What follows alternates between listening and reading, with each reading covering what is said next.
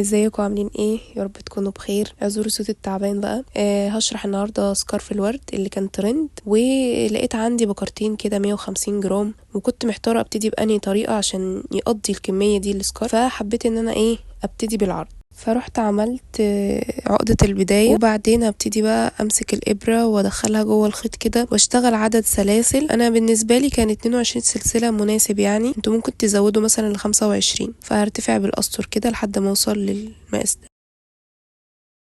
بعد كده هسكب سلسلة عملتها من السلاسل اللي انا اشتغلتها دي، وهشتغل في الحلقة الخلفية كده من ورا، وهدخل في الغرزة التانية كده من ورا بالإبرة، وهروح عاملة غرزة حشو.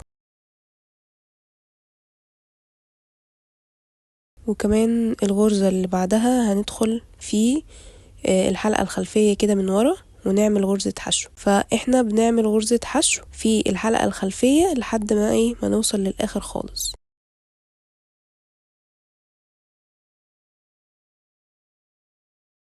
هنا بقى وصلت لآخر السطر، وهرتفع بسلسلة وهقلب الشغل الناحية التانية. هبتدي بقى ادخل في الحلقة الخلفية دي كده، الحلقة خلفية واللي قدامي دي الأمامية. احنا كل شغلنا هيكون على الخلفية. هندخل بالإبرة كده ونروح عاملين حشو، بس مش هنقفله للآخر ونسحب، لا، هندخل في اللي وراها، في الغرزة اللي وراها، ونعمل غرزة كده تبقى 3 حلقات على الإبرة، ونروح بقى ساحبين الخيط عادي ونطلع من 3 حلقات اللي على الإبرة. فأنا لما بخلص الغرزة بتاعتي أروح داخلة في نفس المكان اللي أنا خلصت منه وأسحب الخيط كده، هيتبقى معايا حلقتين. أدخل في الغرزة اللي وراها في الحلقة الخلفية وأروح سحب الخيط. لما يتبقى معايا 3 حلقات على الإبرة هنعمل هنلف بقى بالخيط، يعني تعتبر غرزة حشو مع نص عمود كده. واحنا طبعا يعني عملنا بطريقة العرض، فاحنا بنفضل نرتفع بالأسطر كده لحد ما نوصل للطول اللي احنا عايزينه بنفس الطريقة دي كده. يعني انا هنا خلاص بفنش الغرزة دي واروح بقى في 3 حلقات على الإبرة واروح سحبة الخيط. لما بخلص بدخل في نفس المكان واروح سحبة الخيط، وبعدين في الغرزة اللي جنبها على طول حلقة خلفية بسحب الخيط واطلع من ال3 حلقات الموجودين على الإبرة. هنا بقى انا كنت وصلت لاخر غرزة خالص انا بعملها اهي، وبطلع من ال3 حلقات زي ما قلت لكم. فاضل كده حتة كده بسيطة، هي مش غرزة بس عشان تعمل تساوي في الاطراف دي، بقى بدخل بيها بنص عمود كده، بسحب الخيط وبدخل فيها. هي صعبة شوية عشان ضيقة يعني، وبعدين بنسحب ونطلع من ال3 حلقات الموجودين على الإبرة. وبعدها بقى بنعمل سلسلة، بنرتفع سلسلة، وبكمل بنفس الطريقة اللي وريتها لكم. بنروح داخلين كده في المكان اللي انا عملت فيه اهو. طبعا مش بقرب من السلسلة خالص، بدخل كده في الغرزة وفي الغرزة اللي وراها بقى 3 حلقات وبسحب، وبكمل بالطريقة دي لحد الاخر. واخر غرزة بنعمل فيها نص عمود، وبتفضلوا بقى ترتفعوا بالاسطر بنفس الطريقة اللي وريتها لكم، حشو مع نص عمود لحد ما توصلوا للطول اللي مناسب معاكم. هنا انا بقى خلصت وارتفعت 180 سطر كده، لقيت الدنيا تمام، وكان طول السكارف 130 كده. بس طبعا فاضل اخر سطر هعمله. بنعمل سلسلة بقى وبنرتفع، هنشتغل السطر كله حشو من غير بقى حلقة خلفية ولا حاجة، يبقى تحت الحلقتين عادي. بدل ما بدخل هنا بدخل من تحت الحلقتين حشو في كل الغرز. واخر غرزة بدل ما بنعمل نص عمود بنعمل حشو برضو.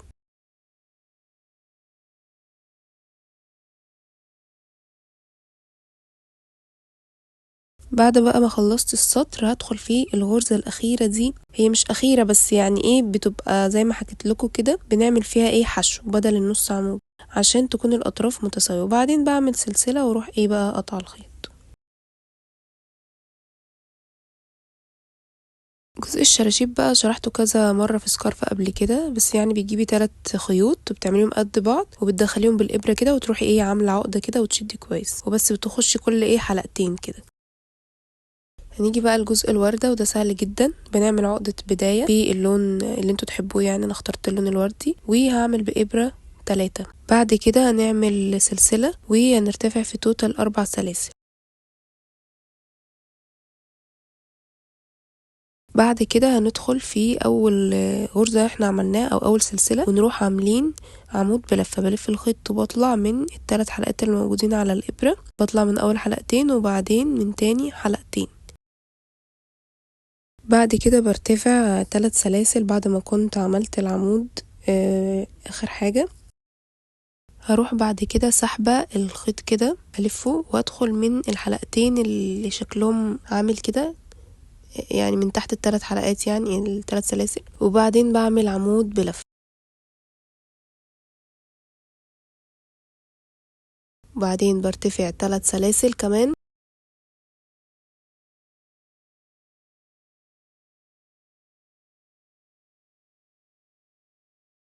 وبروح لفة الخيط وبدخل في الحلقتين اللي تحت ال3 سلاسل كده، وبحاول ابينها لكم، واروح عامله عمود بلفه. فانا بفضل ارتفع كده يعني عمود بلفه وبعدين 3 سلاسل في توتال كله يعني 10 مرات.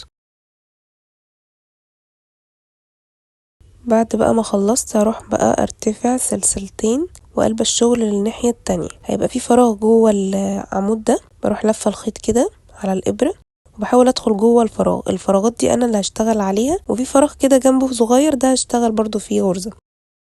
جوه الفراغ ده هنشتغل 7 عمود بلفة. ماشي، فاحنا عملنا اول عمود وده تاني عمود، بنعمل في توتال كله 7 عمود بلفة. بعد ما خلصنا بندخل بقى في فراغ كده جنبه، ده بندخل فيه بحشو، بغرزة حشو كده في النص، ونعمل غرزة حشو. الفراغ اللي بعده هنكرر ونعمل عمود بلفة، 7 عمود بلفة في كل فراغ، بعمل 7 عمود بلفة، وفي الفراغ اللي جنبه بنعمل حشو الفراغ الصغير. فاحنا بنعمل 8 مرات كده، بس في 2 اخر مش هنعمل فيهم الورد. الفراغين اللي اخر 2 دول هنعمل فيهم ورقتين الشجر. بعد ما بخلص ال8 غرز بعمل بقى حشو في الاخر وبعدين سلسلة وبقطع الخيط. اتبقى اخر فراغين اهم، دول اللي هنعمل فيهم ورقة الشجر. هنروح قلبين الشغل للناحية التانية ونبتدي بقى نغير اللون للون الاخضر، واعمل عقدة بداية كده واروح سحبة الخيط لجوه. هروح بقى سحبة وعاملة حشو. بعد بقى ما هنعمل غرزة الحشو هنروح مرتفعين سلسلة ولفين الخيط كده مرتين عشان نعمل تربر الكروشيه او عمود بلفتين. بنطلع من اول حلقتين وتاني حلقتين واخر حلقتين. هنكرر تاني، هنعمل 2 كمان غير اللي انا عملتها في الاول عمود بلفتين، يبقى كده في الفراغ 3 عمود بلفتين غير غرزة الحشو اللي احنا عملناها في الاول والسر.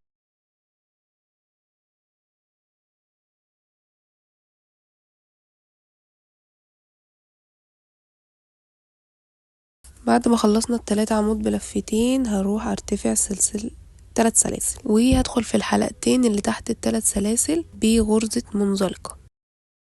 ادخل كده واروح سحبة الغرزة واطلع منها من الحلقة. بعد كده هنعيد تاني 3 عمود بلفتين في نفس المكان في نفس الفراغ اهو، بطلع وبدخل من اول حلقتين وتاني حلقتين واخر حلقتين على الابرة.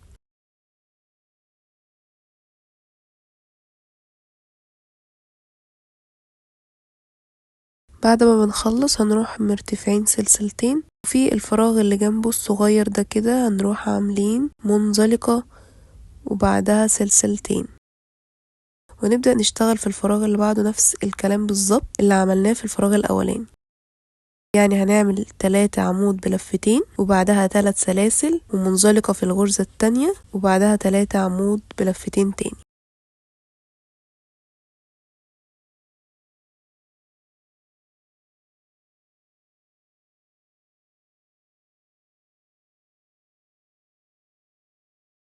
بعد ما بنخلص الأعمدة بنعمل 3 سلاسل وبندخل في الحلقتين دول ونعمل منزلقة، وبعدين بنعمل 3 عمود بلفتين تاني في نفس الفراغ. هنخلص خالص بقى بغرزة الحشو في الآخر دي، هندخل فيها بتاعة البتلة ونعمل منزلقة وسلسلة وبعدين نقطع الخيط.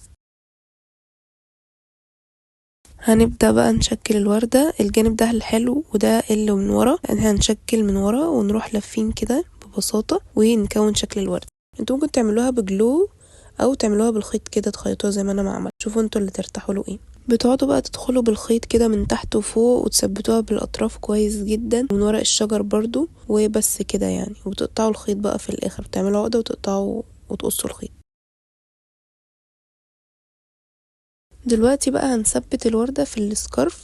هجيب الابرة بتاعة الخياطة كده واحاول اوزعها بشكل عشوائي، بدخل من تحت وفوق كده من الوردة ومن السكارف بنفس الطريقة دي كده. انا عملت 6 وردات، انتوا ممكن تعملوا اكتر او اقل على حسب ما انتوا ما تحبوا، وبتثبتوها وبس في الاخر بقى يعني بتوزعوها بشكل عشوائي. انا شايفه ان السكارف ده سهل جدا ويناسب المبتدئين، طريقته يعني ما بتاخدش وقت. وبس كده احنا خلصناه اهو، وده شكله بعد ما ثبت الورد كله، شكله لطيف خالص. ما تنسوش بقى تعملوا لايك وكومنت وسبسكرايب للقناه، واشوفكم في الفيديو الجاي ان شاء الله.